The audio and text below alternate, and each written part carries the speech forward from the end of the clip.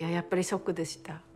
実際画面で見ると余計。Selamat datang di Watch Mojo Indonesia. Dan hari ini kita akan melihat beberapa momen paling menyayat hati dan emosional yang terjadi di dalam game show. And Trebek says that he will keep working while he fights the disease despite the low survival rate. Pengalaman hampir mati Ralph Wilding. Splash. Join me, Tom Daly, as I teach celebrities how to dive in the action-packed, spectacular brand new series of Saturday nights, Splash. Di tahun 2013, saat berlatih untuk acara TV Inggris Splash yang kini sudah tidak ada lagi, kehidupan presenter televisi Ralph Wilding berubah total. Sama seperti selebriti lain yang sedang belajar menyelam di acara ITV tersebut, Wilding sedang mencoba loncatan salto ketika tendon hamstring kirinya putus dan butuh penanganan medis yang cepat. Meskipun sudah dioperasi, mimpi buruknya belum selesai. Setelah itu, komplikasi bermunculan dan Wilding harus kembali ke rumah sakit setelah dadanya terasa sakit karena ada darah yang tersumbat di paru-parunya. Akibat dari kejadian itu cukup brutal. Wilding harus membatalkan pernikahannya, menjual rumahnya, dan menurut pengacaranya, mobilitasnya menjadi terbatas dan salah satu kakinya menjadi lebih pendek. Ini menunjukkan bagaimana satu momen bisa sepenuhnya mengubah hidup seseorang. Celebrities are going to struggle. It's like a panic, like I'm breathe. One mistake and it's gonna hurt a lot. Pembunuhan keluarga Blivnik, Family Feud. Apa yang kita kira sebagai jawaban sembrono dalam sebuah game show keluarga ternyata menjadi petunjuk mengerikan dari sebuah kenyataan yang gelap. Pada tahun 2020, Timothy Blivnik muncul di Family Feud bersama anggota keluarganya. Ketika ditanya tentang kesalahan terbesar dalam pernikahannya, dengan bercanda Timothy menjawab menikahi istrinya Becky. Sebuah ucapan yang disambut dengan tawa dan rasa terkejut penonton. What's the biggest mistake you made at your wedding? Honey, I love you, but said I do. Tapi ucapannya yang viral ini jauh dari kata lucu ketika istri Timothy yang hidup terpisah ditemukan tewas di rumahnya beberapa tahun kemudian dan Timothy menjadi tersangka utama. Setelah menyangkal keterlibatannya di kasus ini, barang bukti yang ditemukan mengarah kepada dirinya. Timothy diduga membunuh Becky karena rasa iri yang besar dan pada akhirnya dia dihukum atas pembunuhan tersebut. If something ever happens to me, please make sure the number one person of interest is Tim, as that is who would do something to me. Rentetan cedera kontestan The Jump. Where is Mark Francis Vandelli? That is A search party is out and he that is a worry. sadly, yes, is hurt. Menempatkan selebriti dengan pengalaman selevel olimpiade yang minim di sebuah olahraga musim dingin beresiko tinggi pastinya akan mengundang bencana. Dan acara The Jump milik Channel 4 menjadi buktinya. Sepanjang penayangannya, terdapat banyak insiden cedera. Tapi seri tahun 2016 mencatat jumlah peserta terluka dan pengunduran diri tertinggi. Hal ini memicu kontroversi besar yang akhirnya membuat acara ini dibatalkan di tahun 2017. Only yesterday in training, this happened. Dari bahu Rebecca Adlington yang mengalami dislokasi dan lengan Tina Hobley yang patah hingga cedera pergelangan kaki Mark Francis Vandelli dan kerusakan ligamen Ola Jordan yang serius. Jumlah kontestan yang mengalami cedera sangat mengejutkan. Jangan lupakan cedera sumsum tulang belakang Beth Tweedle saat dia latihan melompat yang membuatnya mengalami masa pemulihan bertahun-tahun. Untuk sebuah acara yang didesain menyenangkan, The Jump menawarkan lebih banyak resiko daripada hadiah. Shoulder pop clean out. It's gone back in there. Kematian Alan Smith, Beat Shazam. Guys are in a band and got a chance to play with Bruce Springsteen. Siapa yang menyangka kalau permainan interaktif yang dibawakan oleh Jamie Foxx akan membuatmu banjir air mata. Sebuah episode di tahun 2019 memberikan pukulan emosional ketika sebuah momen kemenangan berubah menjadi penghormatan yang mengharukan. Alan Smith dari grup Sensational Soul Cruises telah meninggal 2 minggu sebelum episode Senin malam itu tayang. He knew some people in the band, and so he decided to jump up on stage with us, and we were shocked to see him. He jumped on stage with Penampilan talenta Smith dan partnernya di acara itu berhasil memukau penonton dan akhirnya memenangkan $260.000 Amerika. Tetapi suasana acara berubah diselimuti kesedihan ketika penonton mengetahui kematian mendadak Smith dan mendorong banyak orang untuk mengungkapkan rasa dukanya ke media sosial. Ironisnya, lagu kemenangan mereka adalah How to Save a Life yang membuatnya semakin menyedihkan. Akhir yang tragis untuk sebuah penampilan yang indah. I Kematian Michael Lush, The Late Late Breakfast Show. This is Adrian Clayton from Bury St Edmunds. He works in Bury St Edmunds. He lives in Stowmarket in Suffolk. He doesn't like riding motorbikes. He's going to hate it even more after this. Acara populer Inggris di tahun 80-an ini penuh dengan keseruan dan sensasi, menampilkan banyak hal mulai dari pertunjukan musik hingga akrobat, juggling, dan sulap. Tapi, satu segmen bernama Give It A Whirl membawa ketegangan ke level yang menakutkan. Bayangkan kamu dilontarkan dari meriam atau mengendarai sepeda melewati roda roulette raksasa. We did something like this last year on the Late Late Breakfast Show. Okay, Brady. Is this a pleasant thing to do to your husband? No.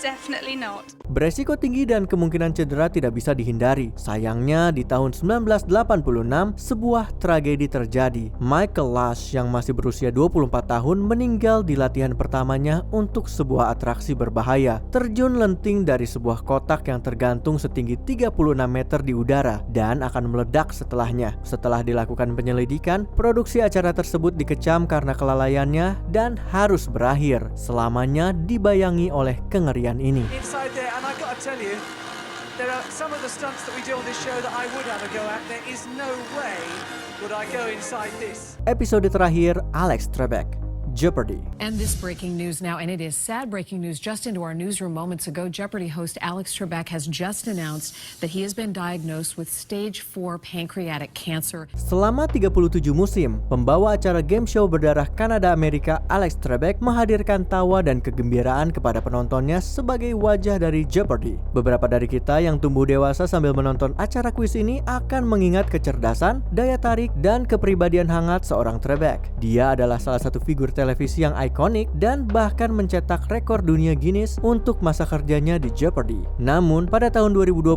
hati para penggemar hancur ketika berita tentang kepergiannya diumumkan melalui Twitter. For the last time, Alex Trebek took his place where he's been an iconic presence for so long. And the game began. 10 hari sebelum kematiannya, Trebek menyelesaikan rekaman episode terakhirnya yang menampilkan montase penuh emosi dari perjalanan karirnya di acara tersebut. Episode ini membawa beban emosional yang mendalam, terutama mengingat ini adalah episode terakhirnya. Mungkin tidak akan ada lagi pembawa acara TV yang begitu dicintai seperti dirinya. As scenes of Trebek's incredible journey rolled by, fans poured out their hearts on social media. I will miss him every night. Barely holding it together over here. An absolute legend. On this night, taking his final bow. Tragedi terjadi 2 kali. Wipe out. Appear to have a clear lesson plan here. Hopefully he's prepared for whatever gets thrown at him. Game show berintensitas tinggi dari ABC berisi kontestan yang melompat melewati rintangan di atas air untuk memenangkan sebuah hadiah utama. Acara ini seharusnya menyenangkan, tapi itu tidak mungkin terjadi ketika ada orang yang kehilangan nyawanya di acara ini. Di tahun 2009, setelah menyelesaikan bagian pertama dari permainan yang menantang ini, Tom Sparks yang berusia 33 tahun mengalami stroke karena kondisi penyakit yang sudah ada sebelumnya. Dia menjalani operasi hanya untuk meninggal 2 minggu kemudian. Meski sudah terjadi insiden yang tragis, acara tetap dilanjutkan dan akhirnya di-reboot di TBS. Di tahun 2020, terjadi sebuah tragedi lagi ketika kontestan bernama Michael Paradise menderita serangan jantung setelah menyelesaikan rintangan dan meninggal setelahnya. Jelas ini menimbulkan pertanyaan, apakah faktor keselamatan tidak lebih penting dari keseruan acara? Love their disco Friday nights. I thought this would be the next logical step. Pengalaman traumatis Nasubi, Susunu Danpa Shonen. もうその時はだからやっぱり面白いものを撮りたい、すごいものを撮りたい。 Seperti apakah neraka di kehidupan nyata? Pastinya tidak jauh dari ini. Di tahun 1998, komedian kelahiran Fukushima bernama Tomoaki Hamatsu, dikenal sebagai Nasubi, memenangkan lotre yang menjebloskannya ke dalam acara realita Jepang paling tidak manusiawi. Nasubi ditempatkan di dalam ruangan kecil tanpa komunikasi dengan dunia luar dan dipaksa untuk bertahan hidup hanya dengan hadiah dari undian majalah. なんかシステマチックというか、ある意味機械みたいな感じ。全部の雑誌をもちろんチェックして、とにかく食べ物だったりとか、ある程度値段が高いものだ。 Tapi ini bukan bagian terburuknya. Cobaan yang dialaminya terus berkembang. Dia juga harus hidup telanjang tanpa menyadari bahwa penderitaannya sedang disaksikan oleh jutaan orang. Selama lebih dari 1 tahun, Nasubi harus mengalami beban mental dan fisik yang luar biasa. Tanpa dia sadari, dia sudah menjadi berita sensasional Jepang. Ini adalah puncak kekejaman dan pengingat yang mengkhawatirkan tentang bagaimana beberapa acara akan melakukan apapun untuk popularitas. 少年の番組は全般的にその第三者が笑える感じで、当事者であったりその身内であるような立場の人間からするとものすごく残酷なひどいことをされているって思うんですけど。 Insiden Samuel Koch, Wetten Das. Para selebriti bertaruh apakah kontestan bisa melakukan aksi gila pada acara paling populer di Jerman, Wetten Das. Pada tahun 2010, Samuel Koch dengan berani menerima tantangan untuk melompati 5 mobil yang bergerak dalam durasi tertentu menggunakan sepatu dan pegas. Dia berhasil melewati 3 mobil pertama, tetapi bencana terjadi ketika dia tidak bisa melewati mobil keempat yang dikemudikan oleh ayahnya sendiri. Dampak dari kecelakaan ini sangat brutal karena membuat Koch terjatuh ke lantai studio, dan untuk pertama kalinya dalam beberapa dekade, acara tersebut dihentikan di tengah siaran. Lebih mengerikan lagi, setelah menjalani operasi, Koch harus menghadapi kenyataan pahit bahwa dia mengalami kelumpuhan dari leher ke bawah. Sebelum kita lanjut, kami mengupload video setiap hari. Jadi, jangan lupa untuk subscribe dan tekan tombol bel untuk mendapatkan notifikasi tentang video terbaru kami. Kamu bisa memilih untuk mendapatkan notifikasi secara berkala atau setiap kali kami mengupload video. Kalau kamu menggunakan handphone, jangan lupa untuk nyalakan notifikasi di bagian pengaturan. Kerusuhan Wowowi. Wowowi. That's right. It's party time right here in Wawawi. Everybody right here in the studio. Are you ready to party?